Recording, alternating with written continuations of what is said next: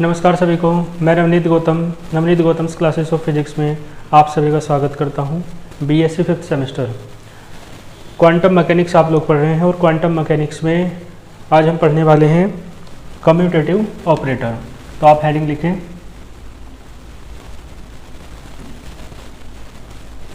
Commutative operator.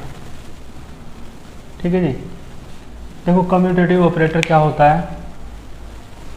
Commutativity तो पता है ना आपको, क्रम विनिमय जो प्रगुण होता है, तो ऐसे ही है ये भी, है ना। तो आप कह सकते हो टू ऑपरेटर्स। ठीक है जी, दो ऑपरेटर्स हैं, ए कैप मान लो पहले को एंड बी कैप। ठीक है, आर नोन एज या आर कोल्ड, ये कहलाएंगे। ठीक है, ये लिख देना, आर कोल्ड कम्यूटेटिव ऑपरेटर्स। ठीक है, कम्यूटेटिव ऑपरेटर्स कहलाएंगे। ठीक है, कब? इफ़, है ना, इफ़ दे फॉलो, दे कौन कौन? ए कैप और B cap. They follow the following condition. ठीक है, यदि ये निम्नलिखित शर्त को फॉलो करते हैं। तो शर्त क्या है? शर्त ये है, ए कैप बी कैप, है ना, एफ एक्स फंक्शन है कोई, और B cap A cap function है कोई, है ना। यदि ये शर्त फॉलो होती है तो फिर जो ऑपरेटर्स हैं आपके दोनों ही वो क्या कहलाएंगे? Commutative operators. ठीक है, इसका क्या मतलब है कि पहले फंक्शन पर ऑपरेट हो रहा है बी कैप, है ना, ऑपरेट कर रहा है पहले बी कैप, और फिर जो ऑपरेट होकर आएगा तब उस फंक्शन को ऑपरेट करेगा ए कैप। ठीक है, तो पहले ऑपरेट कर रहा है बी, बाद में ए। यहाँ पर पहले ऑपरेट कर रहा है ए, बाद में बी। ठीक है, इस तरीके से मतलब है ना। और दोनों की वैल्यू कैसे आएगी? बराबर आएगी। और कम्यूटेटिविटी की प्रॉपर्टी भी आप जानते थे, ए बी बराबर बी ए, यही तो है, ए बी और बी ए, तो वही है कम्यूटेटिव ऑपरेटर। एग्जाम्पल के तौर पर आप समझ सकते हो, मान लो मैंने मान लिया लेट ये जो ए कैप है मान लो डी वाई डी एक्स है, और जो मान लो बी कैप है वो है D two over D X square double derivative. और मान लो जो फंक्शन है मान सकते हो, मान लो साइन एक्स मान लिया मैंने। ठीक है, तो आप पहले ये निकाल लो फिर ये निकाल लो, दोनों की वैल्यू बराबर आ जानी चाहिए। तो A cap B cap F X. ठीक है जी, ए कैप बी कैप क्या है, बल्कि दोनों की वैल्यू रख दो। ए कैप है आपका डी अपॉन डी एक्स। ठीक है, बी कैप है आपका D two over D X square, और ठीक है ये है फंक्शन आपका साइन एक्स। इसे आप ऐसे लिख सकते हो डी अपॉन डी एक्स। ठीक है, D two over D X square को आप लिख सकते हो D upon D X into D upon D X, और साइन एक्स तो है। ठीक है जी, इसे सारे को एक साथ लिख लो, तो D upon D X into D upon D X, और साइन एक्स का डिफरेंशियल कोस एक्स। फिर एक बार इसके साथ कर दो, तो D upon D x cos x का डिफरेंशियल माइनस साइन एक्स। ठीक है, और माइनस बाहर रहेगा, साइन एक्स का डिफरेंशियल कोस एक्स। तो इसका निकल के आया ये ए कैप बी कैप, जो एफ एक्स निकल गया तो ये निकल के आया। ठीक है, ठीक इसी प्रकार आप ये निकाल लो B cap A cap F X, ये निकाल लो, है ना। तो बी कैप क्या है, ये रहा D two over D X square, और ए कैप है आपका डी ओवर डी एक्स, और एफ एक्स है आपका साइन एक्स। ये भी ऐसे हो जाएगा D two over D X square, इसे करोगे तो कोस एक्स हो जाएगा। इसे आप लिख सकते हो डी ओवर डी एक्स और D into D over D X और इंटू कोस एक्स, तो डी ओवर डी एक्स। ठीक है जी, इसका करोगे तो माइनस साइन एक्स आएगा, माइनस बाहर ले लो, साइन एक्स का कोस एक्स हो जाएगा। ठीक है, तो B cap A cap F X बराबर आपको मिल जाता है माइनस का कोस एक्स। ठीक है, देखो ये भी माइनस कोस एक्स मिला था, तो because A cap B cap F X ये किसके बराबर है? ये बराबर आया आपका B cap A cap F X के। ठीक है, और चूंकि ये कंडीशन सेटिस्फाई हो रही है तो जो ऑपरेटर्स हैं ए कैप और बी कैप ये कहलाएंगे आपके कम्यूटेटिव ऑपरेटर्स। क्लियर है? तो आप लिख दो, ठीक है, बिकॉज ये, तो hence A cap and operators A cap and B cap are commutative operators. Clear है? ठीक है, तो ये ऑपरेटर्स के बारे में मैंने सब कुछ आपको बता दिया है। अब इसमें एक टॉपिक बचा है, रिव्यू ऑफ मैट्रिक्स अलजेब्रा।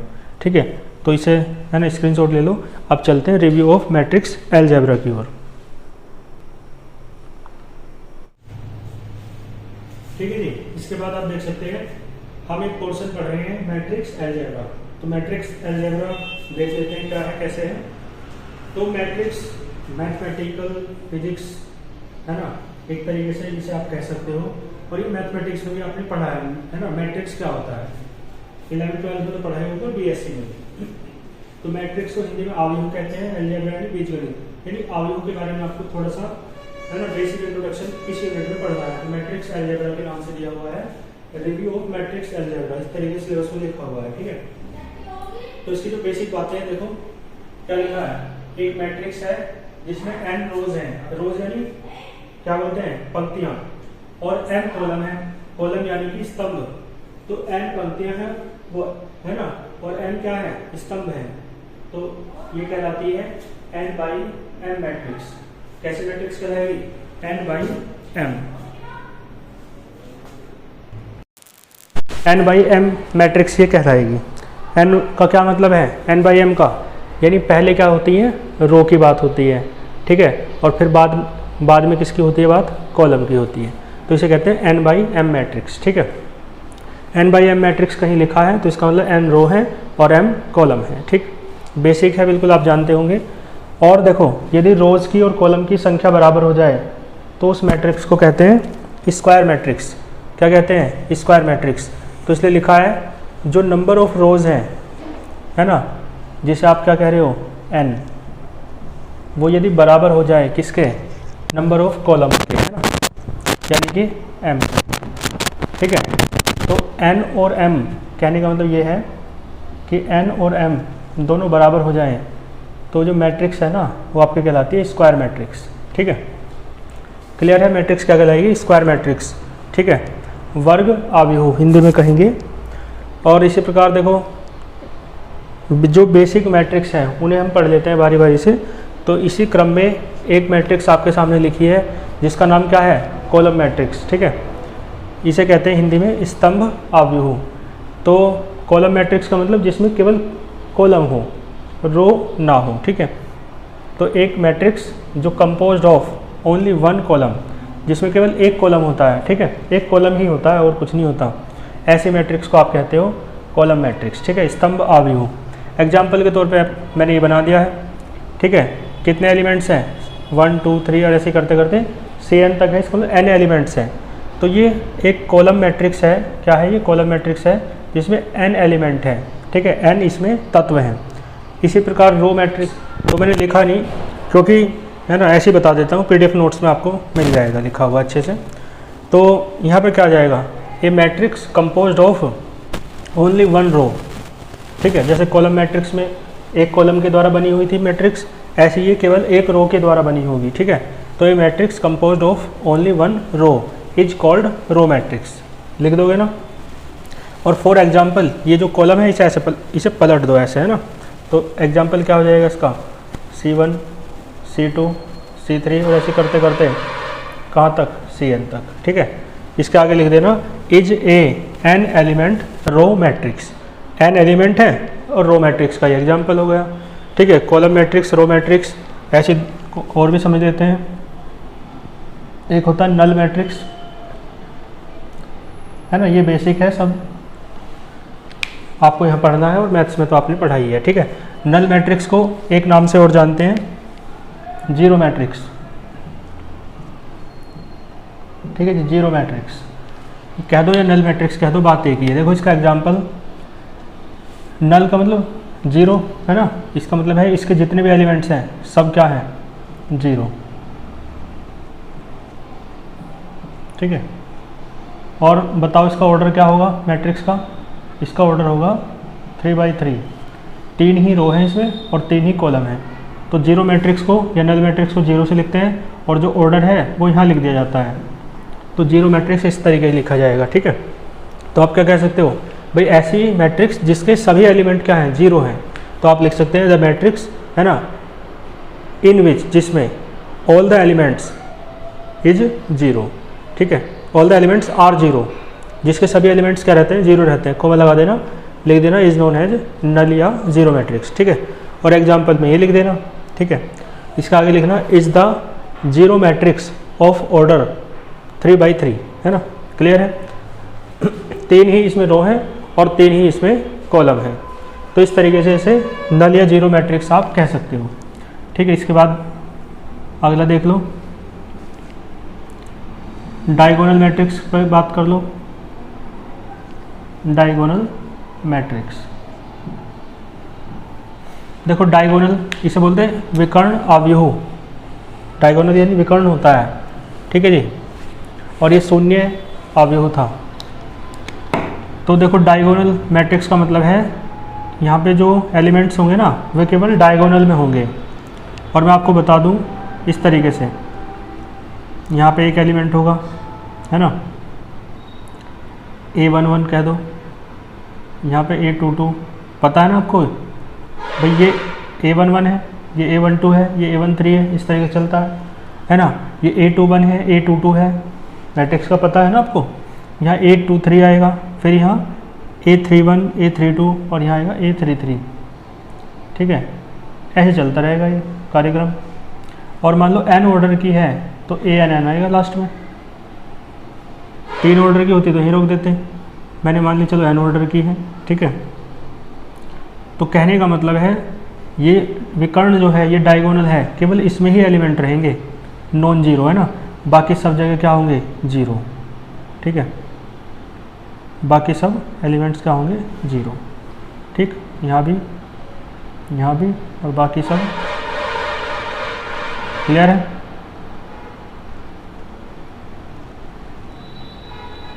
ठीक है, इस तरीके से एलिमेंट इसमें होते हैं, यहाँ पे भी दिखा सकते हो, ठीक, समझ गए। यानी n ही तो कॉलम है, एक कॉलम, दूसरा कॉलम, तीसरा कॉलम, और ऐसे करते करते, है ना। यहाँ पे भी लिख लो जीरो, यहाँ भी आएगा जीरो, ठीक है। यहाँ हो गया ना, हाँ, इस बस इतने बहुत है, ठीक है। तो कुल मिला के सीधे सा मतलब क्या है, देखो n ऑर्डर की बताई मैंने, मैं आपको चलो 3 ऑर्डर की दिखा देता हूँ, कभी इसमें कन्फ्यूजन हो रहा हो। 3 ऑर्डर की का मतलब है, ठीक है, एक तो यहाँ रहेगा एलिमेंट 0 0 0 A22 0 0 0 A33, समझ गए। ये है 3 ऑर्डर की, ये कितने की है, 3×3 की। 3 ही इसमें देखो, 3 ही इसमें रो हैं और 3 ही इसमें कॉलम है, ठीक है। ये A11 कहलाता है, ये A12, ये A13, ये A21, ये A22, ये A23, ऐसे ये A31, A32, A33। तो केवल डायगोनल में ही एलिमेंट्स हैं, ठीक है ना, क्लियर है ना। और ये जो डायगोनल है ये वाला, ये आपका कहलाता है प्रिंसिपल डायगोनल, ठीक है। प्रिंसिपल डायगोनल क्या है भाई, टॉप में लेफ्ट है, ये इस साइड तो राइट है, तो है ना, लेफ्ट टॉप, ये टॉप लेफ्ट से लेकर बॉटम राइट, सबसे नीचे है, बॉटम इसलिए कह रहे हैं राइट में है, तो टॉप लेफ्ट से लेकर बॉटम राइट तक जो एक है ना वो बनता है लाइन पूरी, यदि देखें तो कहलाता है विकर्ण डायगोनल, इसे आप कहते हो, ठीक है। प्रिंसिपल डायगोनल, बल्कि यहाँ पे नाम क्या है इसका, प्रिंसिपल डायगोनल। तो ऐसी मैट्रिक्स जिसमें प्रिंसिपल डायगोनल के जो एलिमेंट्स हैं वो सभी कैसे हों, है ना, नॉन जीरो, और उसे छोड़ करके जो सभी एलिमेंट्स हैं वो सब कैसे हों, जीरो हों। जैसे देखो प्रिंसिपल डायगोनल के एलिमेंट्स तो नॉन जीरो हैं, लेकिन बाकी सब क्या हैं, जीरो। तो ऐसी मैट्रिक्स कहलाती है डायगोनल मैट्रिक्स, ठीक है, क्लियर है। तो आप क्या कह सकते हो, देखो मैं इसकी लैंग्वेज बोल देता हूँ, बाकी PDF नोट्स में तो मिल ही जाएगी। क्या कहेंगे, ध्यान देना, द मैट्रिक्स, ठीक है, in which the elements of principal diagonal, clear है ना, the elements of principal diagonal कैसे हैं, आर नॉन जीरो है, तो ऐसी मैट्रिक्स है ना। एंड ऑल अदर एलिमेंट, और जो दूसरे अन्य हैं, all other elements are zero, और सभी एलिमेंट्स क्या हैं, जीरो हैं। तो ये मैट्रिक्स को मतलब लिख देना is known as diagonal matrix, ठीक है, विकर्ण अवयव इसे कहते हैं। और इसका एग्जाम्पल देखना चाहो तो n बाई एन का तो ये है, इस मैट्रिक्स में n ही रो है और n ही कॉलम है, बाकी 3 बाई 3 का मैंने ये एग्जाम्पल दे दिया। तो ये डायगोनल मैट्रिक्स आपकी हो जाती है, ठीक है। एक स्क्रीनशॉट ले लो इसका, ठीक है जी, रफ कर दूँ इसे। तो मैंने बात की डायगोनल मैट्रिक्स की, है ना, 4 मैट्रिक्स मैंने आपको समझाई। 5वीं हेडिंग डालो, कांस्टेंट या स्केलर मैट्रिक्स, ठीक है जी, कांस्टेंट या स्केलर मैट्रिक्स 5वीं। कांस्टेंट क्या दो या स्केलर मैट्रिक्स, देखो ये इसी के जैसी है।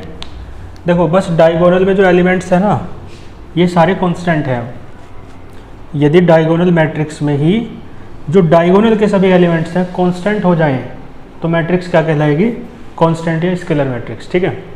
तो इसमें आप क्या लिख देंगे, इसमें आप लिख देंगे कि इफ़, ठीक है, all the elements of diagonal, ठीक है, इन डायगोनल मैट्रिक्स, डायगोनल मैट्रिक्स में जो ऑल द एलिमेंट्स हैं डायगोनल के, है ना, समझ गए, वो कितने होने चाहिए, कांस्टेंट। कैसे होने चाहिए, कांस्टेंट।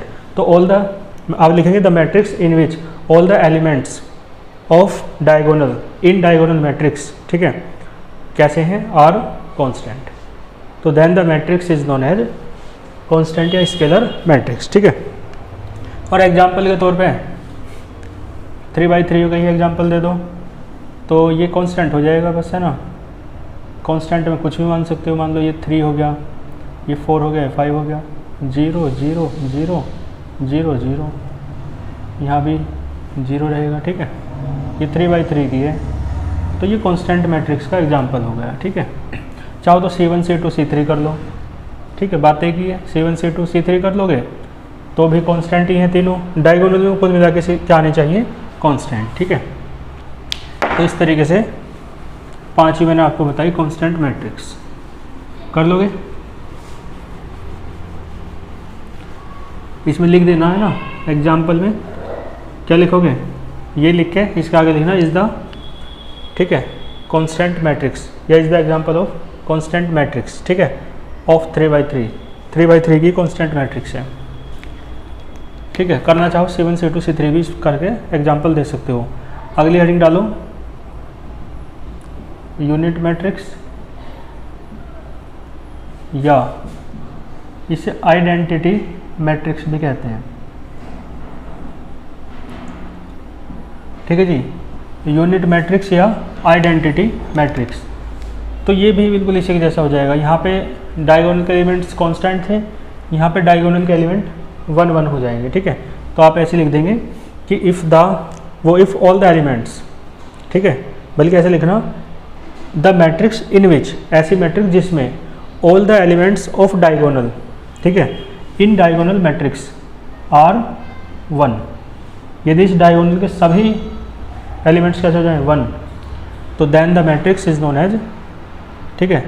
तो कोमल आगे लिखना, लैंग्वेज मैंने बोली ना, the matrix in which, clear है, दोबारा सुन लो, the matrix in which all the elements of diagonal in diagonal matrix are 1, comma लगाना, is known as unit matrix या आइडेंटिटी मैट्रिक्स, ठीक है।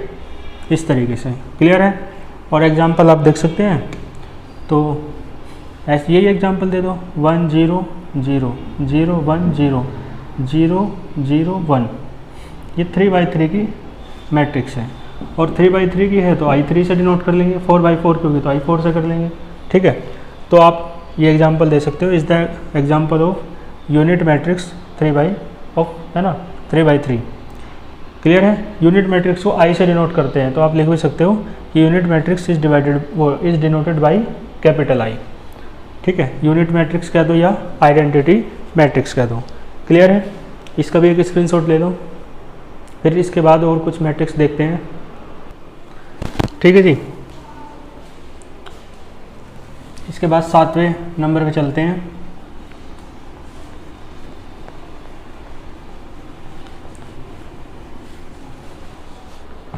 इसके बाद हेडिंग डाल लो आप रियल मैट्रिक्स,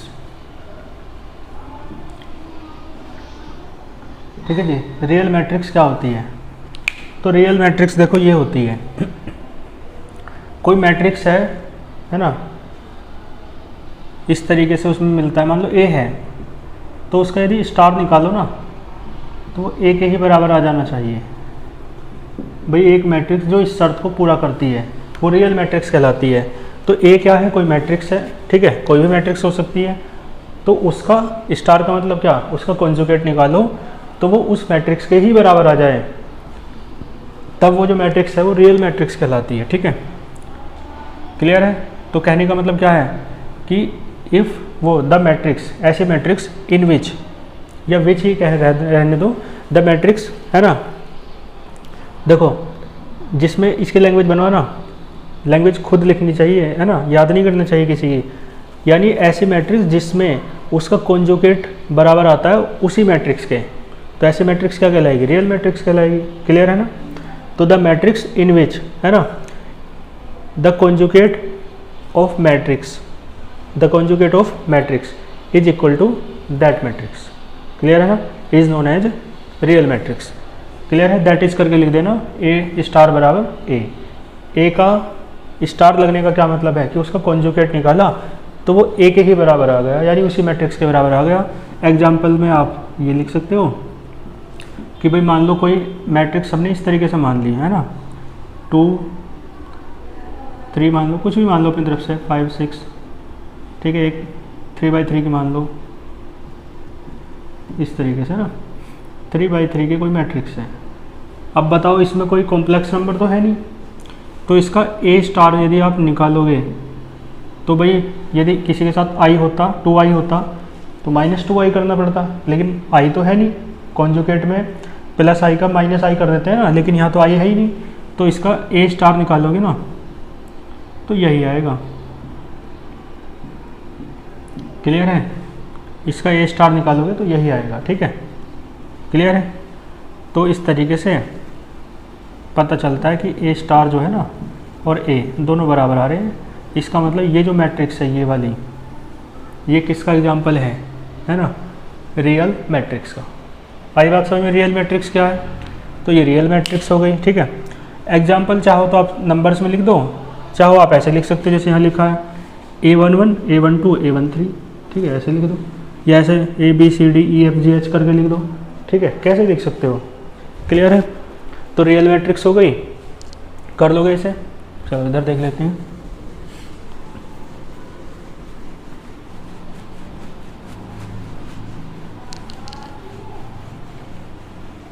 इसके बाद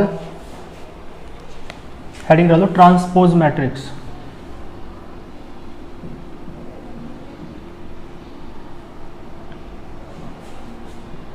ट्रांसपोज मैट्रिक्स, देखो ट्रांसपोज ये सब चीज़ें आप जानते होंगे, है ना, मैथ्स में पढ़ी है। भाई मान लो कोई एक मैट्रिक्स है, मान लो ये है A11 A12 A13, 3 की ही मान लो, A21 A22 A23 और A31 A32 और A33। तो इसका ट्रांसपोज निकालने का मतलब पता है क्या है? ट्रांसपोज को A डैश से लिखते हैं, तो इसकी जो रो है वो तो बन जाएगी कॉलम, ठीक है, और जो कॉलम है वो रो बन जाएगी। तो ये रो थी, कॉलम बन गई, ये रो है ना, इसे भी कॉलम बना दो, 2 3 है ना, ये रो थी, कॉलम बन गया, ठीक है। और देखो ये भी रो है, तो इसे भी आप कॉलम बना दो। अब आप खुद देख सकते हो, जो रो थी वो कॉलम बन गई, है ना, देख लो। और जो कॉलम था A11 A21 A31, जो कॉलम था वो रो बन गई, देख लो, समझ गए ना। तो इसका मतलब है ऐसे मैट्रिक्स जिसमें रो और रो नहीं क्या, RHO नहीं, रो है ROW, ऐसी मैट्रिक्स जिसमें रो और कॉलम इंटरचेंज हो जाते हैं तो क्या कहलाती है, ट्रांसपोज मैट्रिक्स कहलाती है।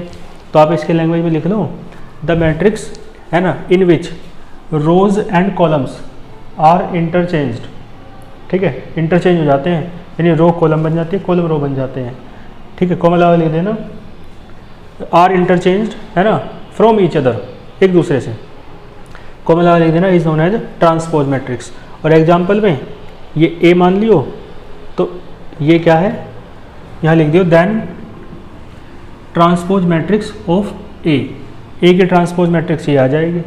क्लियर है, ये एग्जाम्पल हो गया ट्रांसपोज मैट्रिक्स का, स्क्रीनशॉट ले लो, ठीक है। चलो इसके बाद हेडिंग डाल दो सिमेट्रिक मैट्रिक्स, ठीक है जी, सिमेट्रिक मैट्रिक्स।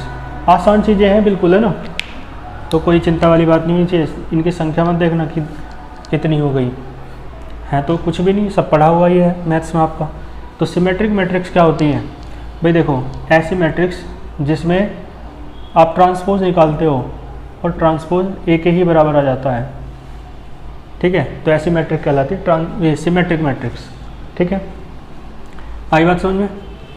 तो आपने ट्रांसपोज निकाला, उसी मैट्रिक्स के बराबर आ गया, तो आप कह देंगे द मैट्रिक्स इन विच, है ना, transpose of the matrix is equal to that matrix, ठीक है।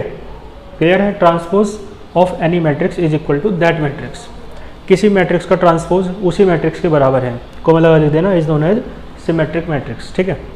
दैट इज करके ये शर्त है। तो एग्जाम्पल देख सकते हो,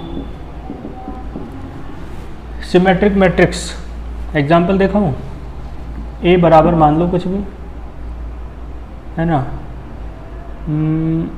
मान लो यही है, क्या दिक्कत है, ऐसे मान लो कुछ,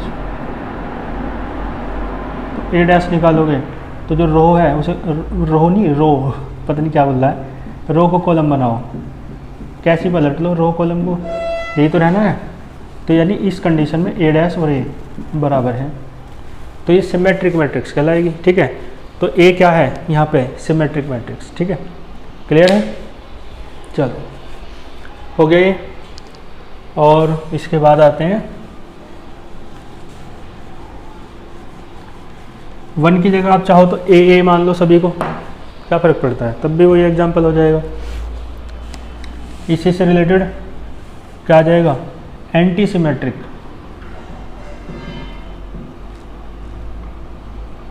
एंटी सिमेट्रिक ये कह दो या स्क्यू सिमेट्रिक कह दो, ठीक है जी, क्या मैट्रिक्स। क्लियर है, एंटी सिमेट्रिक या स्क्यू सिमेट्रिक। इसमें देखो ये रहता है ए डैश बराबर माइनस ऑफ ए, क्लियर है। तो आप कह सकते हो the matrix in which the transpose of any matrix is equal to negative of that matrix, उस मैट्रिक्स के निगेटिव के बराबर आता है, इज नोन एज, कॉमन लगा लिख देना, is known as anti symmetric या स्क्यू सिमेट्रिक मैट्रिक्स, ठीक है। तो एग्जाम्पल दे सकते हो, तो ए बराबर क्या हो जाएगा, इस तरीके से बना लेता हूँ कोई भी, है ना, 0 0 0 3 -3 5, ठीक है जी। यहाँ ध्यान देना, यहाँ -3 है तो यहाँ 3 ले लो और यहाँ -5 ले लो, ठीक है। यहाँ 2 ले लो, यहाँ -2 ले लो। ये मैट्रिक्स इस तरीके से मैंने लिखी है कि इसका जो ए डैश निकालोगे -a के बराबर आएगा, ठीक है। तो ट्रांसपोज निकालो इसका, तो ट्रांसपोज कैसे निकलता है, जो रो है वो कॉलम बन जाएगी, तो 0 3 और -5, -3 0 -2 और 5 2 0, ठीक है। इस मैट्रिक्स में से माइनस कॉमन उठा लो, माइनस कॉमन लोगे तो आप खुद बताओ, 0 ये -3 बन जाएगा, ये प्लस का 5 हो जाएगा, ये प्लस का 3 हो जाएगा, 0 तो माइनस का होता नहीं, ये 2 बन जाएगा, इन सब के साइन भी चेंज हो जाएंगे। ठीक है, आप खुद बताओ ये जो अंदर का है ये यही तो है, देख लो 0 3 -5 0 3 -5 -3 0 -2 -3 0 -2 5 2 0, ये क्या है a, तो a डैश आपने निकाला तो ये आया -a के बराबर। क्लियर है? तो इस तरीके से ये एंटी सिमेट्रिक या स्क्यू सिमेट्रिक मैट्रिक्स का एक एग्जाम्पल है। ठीक है, तो इसके बाद इसका स्क्रीनशॉट ले लो। इसके बाद हम चलेंगे हर्मिशियन मैट्रिक्स पर। तो अगली हेडिंग लिख लो हर्मिशियन मैट्रिक्स। ठीक है जी, हर्मिशियन मैट्रिक्स एक काम करते हैं, हर्मिशियन और एंटी हर्मिशियन दोनों को एक साथ पढ़ लेंगे। तो हर्मिशियन, ठीक है, मैट्रिक्स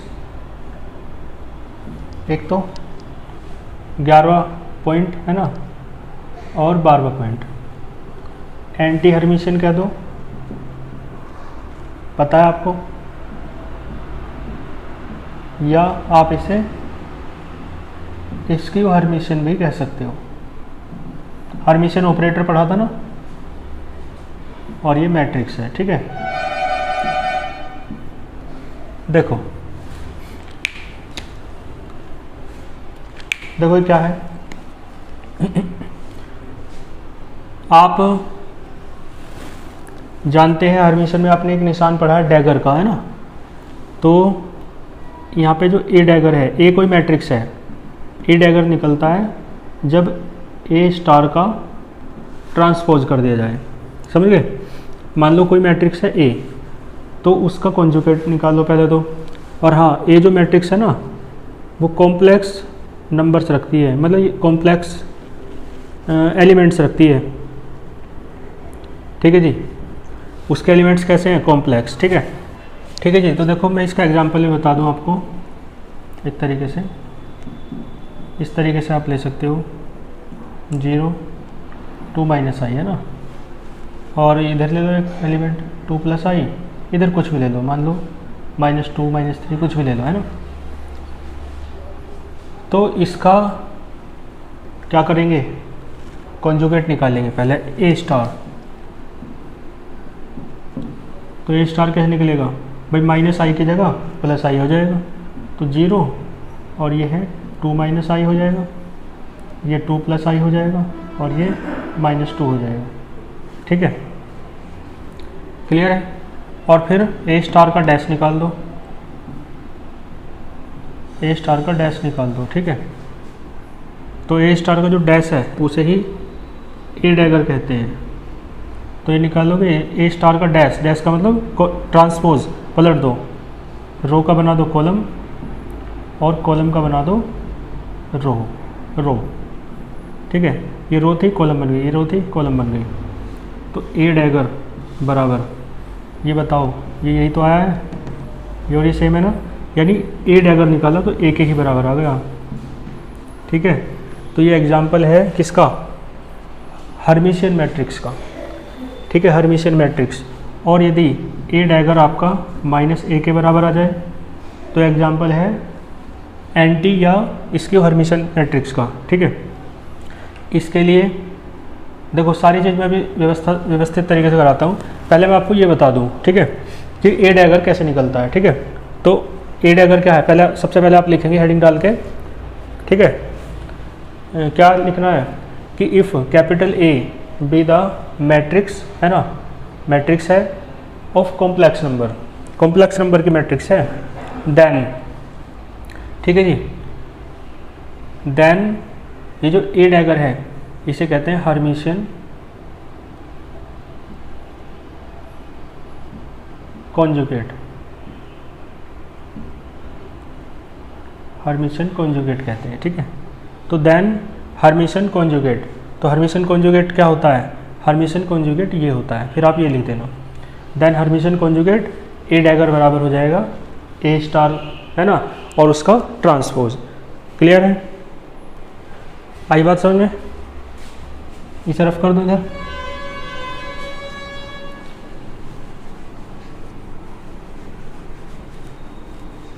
देखो, तो जो मैंने बोला वो लिख लिया आपने, ठीक है। तो मैंने क्या बोला था, देन हर्मिशियन कॉन्जुगेट, ये होता है ए डैगर बराबर ए स्टार डैश, ठीक है, समझ गए। तो ये जो मैंने लिखवाई लैंग्वेज, ये कॉमन लैंग्वेज है हर्मिशियन मैट्रिक्स के लिए भी, एंटी हर्मिशियन मैट्रिक्स के लिए भी, ठीक है। तो फिर इसके बाद बात करते हैं हर्मिशियन मैट्रिक्स क्या है। तो नेक्स्ट लाइन से लिखना है ना, क्या लिखोगे कि इफ़, ये लिखना इफ़, ठीक है जी, ए डैगर बराबर क्या हो जाएगा ए, यदि ये कंडीशन सेटिस्फाई होती है। और ये कंडीशन सेटिस्फाई होने का क्या मतलब है, तो लिखना इफ़, ठीक है, हर्मिशियन कॉन्जुगेट, क्लियर है, of any matrix, Hermitian conjugate of any matrix is equal to that matrix, that is, इसका क्या मतलब है, ए डैगर बराबर ए।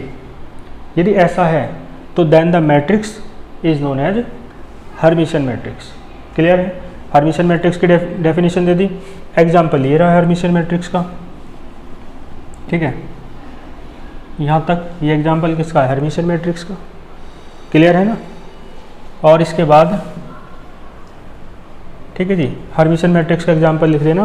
भाई हमने ये मान लिया कि ए बराबर ये था, ए स्टार निकाला, फिर ए डैगर निकाला, तो ए स्टार का ट्रांसपोज कर दिया, वो ए आ गया, यही कंडीशन सेटिस्फाई हो गई। और यही कंडीशन किसकी है, तो यही कंडीशन है हर्मिशियन मैट्रिक्स की, ठीक है।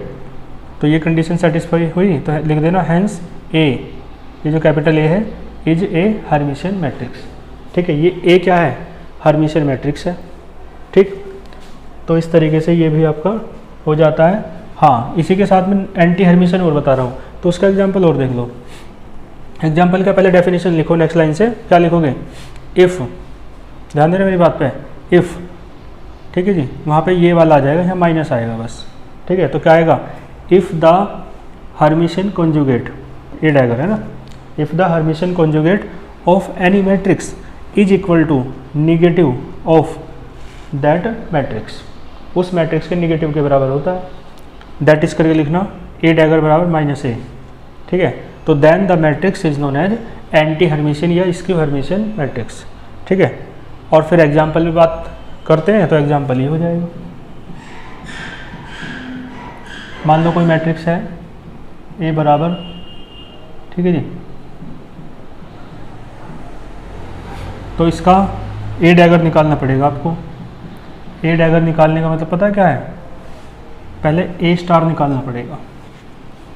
तो पहले ए स्टार निकाल दो, ए स्टार निकलेगा, जीरो की जगह तो जीरो रहेगा, आई की जगह माइनस आई आएगा बस, ठीक है।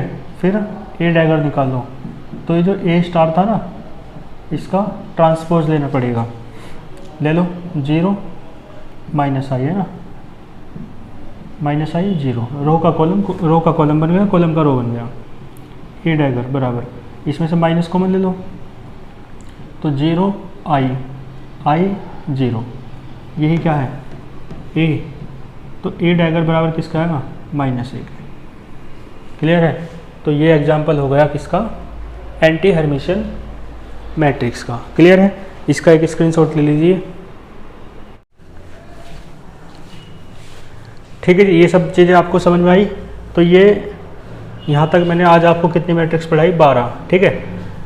3, 4, 5 जो भी मैट्रिक्स और बची होंगी वो नेक्स्ट लेक्चर में करा करके, है ना, इस यूनिट को कंप्लीट करते हैं, ठीक है। मिलते हैं फिर नेक्स्ट लेक्चर में नेक्स्ट टॉपिक के साथ, तब तक के लिए ऑल द वेरी बेस्ट।